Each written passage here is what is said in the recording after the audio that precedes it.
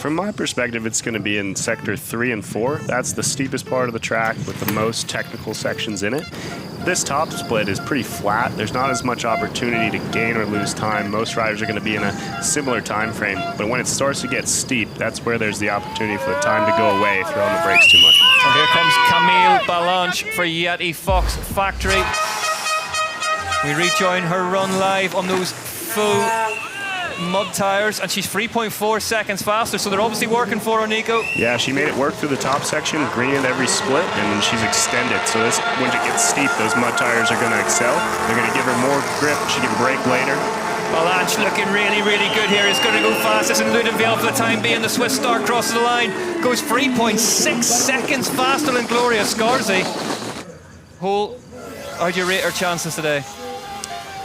I think it's going to be a tough race for her. A lot of the other girls have raised their game this year. Valley obviously looks like she's the fastest, but the other girls are hungry and want a piece of it. And that's nothing against Valley. She looks great, just as good as she did last year. The other girls have just been hungry to get after it. Look at this, though, 6.4 seconds in the third split for Valentina Hll. Just as I said, the gap is closed. Valentina Hll has found a 6.4 second margin ahead of the current leader, Camille Balanche.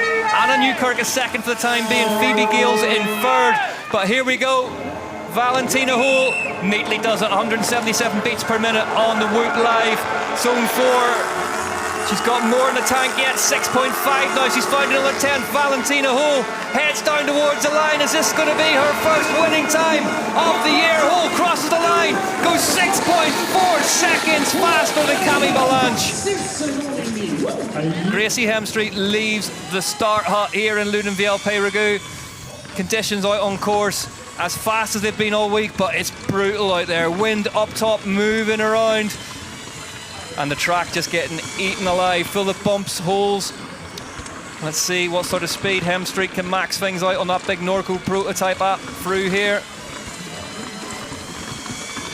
Yeah, you can see she's working really hard, pumping the bike a lot, and that's definitely one of her strengths. She puts down some really good times in these top sections, so yeah, definitely one to watch out for. Nico, she had a bit of a faltering start to last season. She had an injury, as we see Lisa Baumann thankfully down across the line in one piece. Valley Hll is, the whole hot seat are off to come over and make sure she's all right, but yeah, great to see her down and in one piece. But yeah, it took Gracie a while to grow into last season slightly, but it looks like we're starting to see the full potential of this young woman now. 3 seconds back to split one though.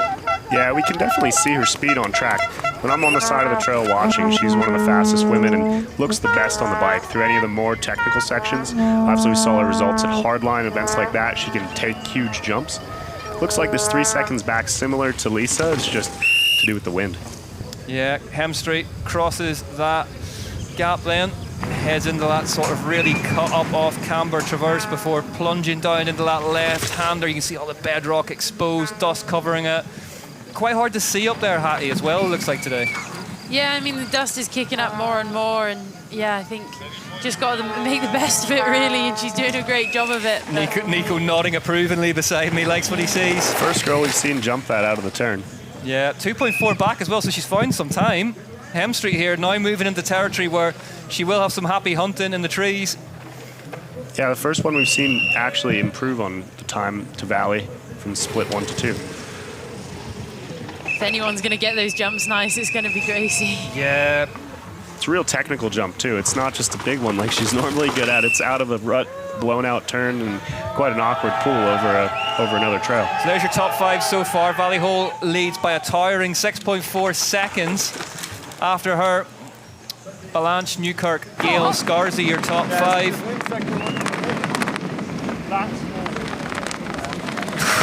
Look at the wind on the umbrella now at the top. Seagrave getting ready to have her mechanic Owen swallowed up by his own umbrella. 2.4 seconds back. Hemstreet currently. What's the third split going to tell us on this run for the Norco Racing Division rider? It's looked good so far through the split to Hemstreet for me. 1.2, so she's halved it through there, Nico. Really impressive. And above the hole, too. That was, Yeah, I don't know if that clever was planned, but it looked really good.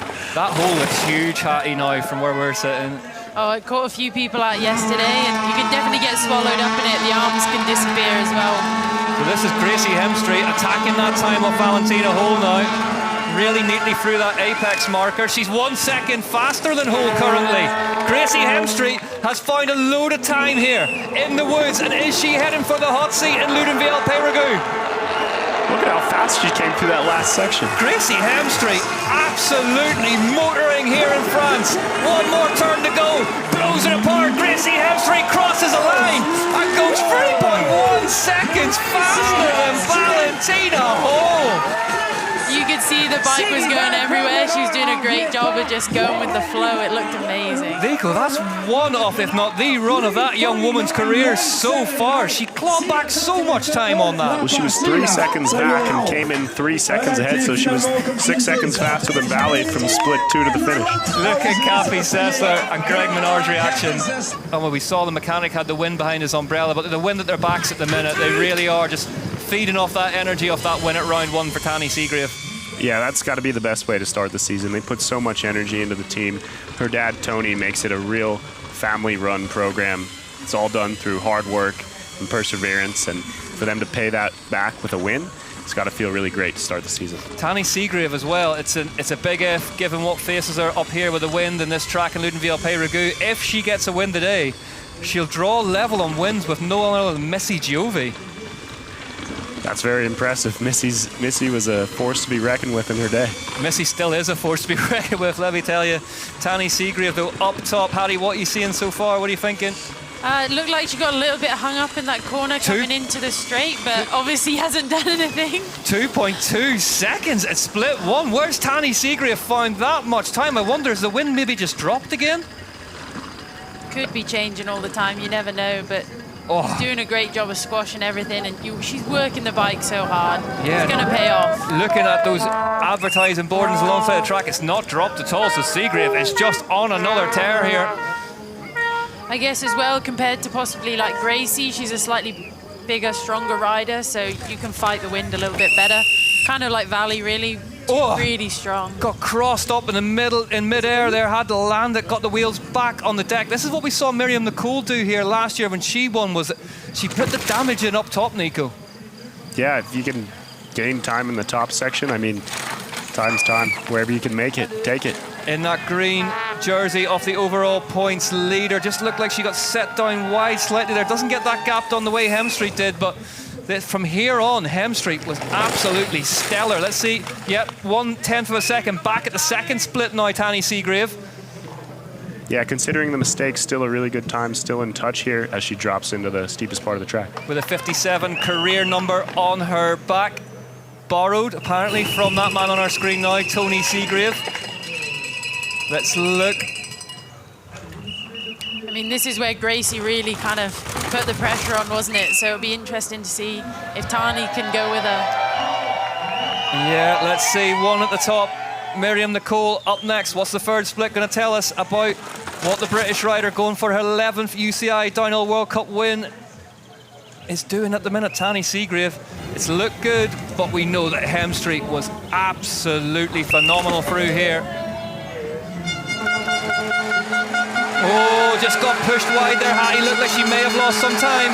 It didn't look as good as Gracie got it, that's for sure. But, I mean, she's doing great with it still, hanging on. But let's see. So she's 5 seconds back. 5 seconds back on that time of Hemstreet. Hemstreet was stellar through Sector 3.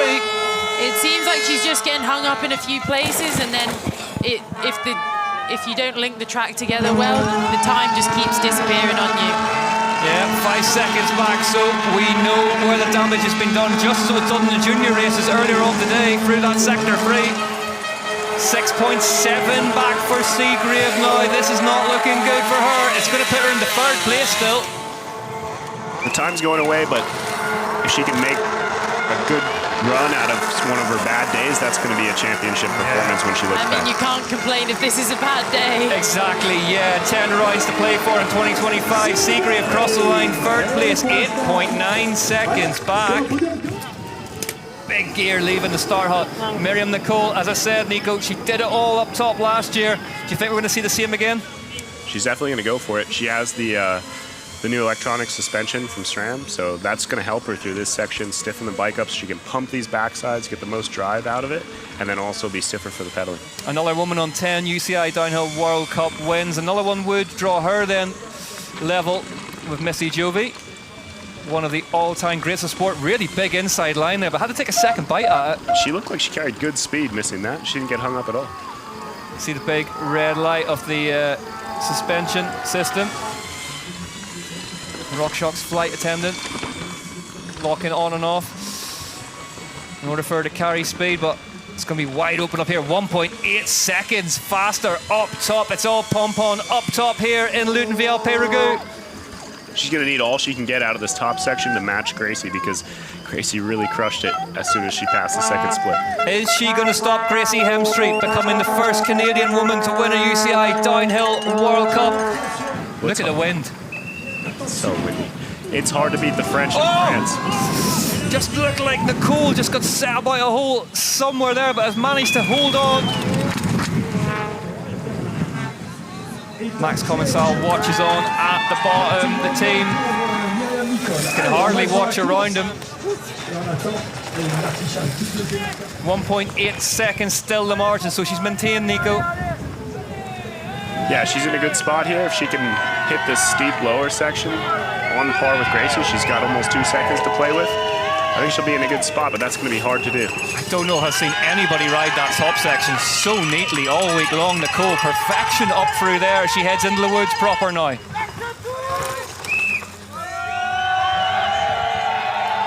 The crowd going absolutely crazy, and Nicole down and out here in Loudenvielle, Périgueux. Max Commensal cannot believe it, nor can Gracie Hemstreet. Talk us through this one, Nico.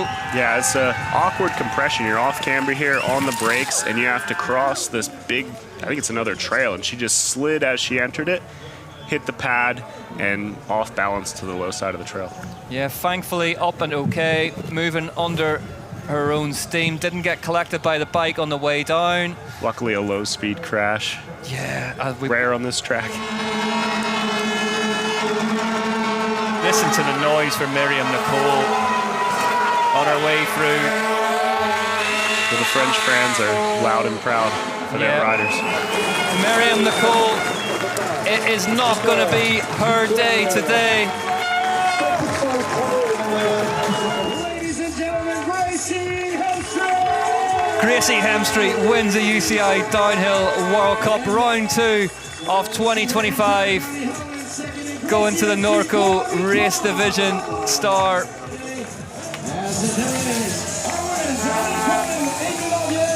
Une première historique pour le fabricant Norco et Gracie Hemstreet.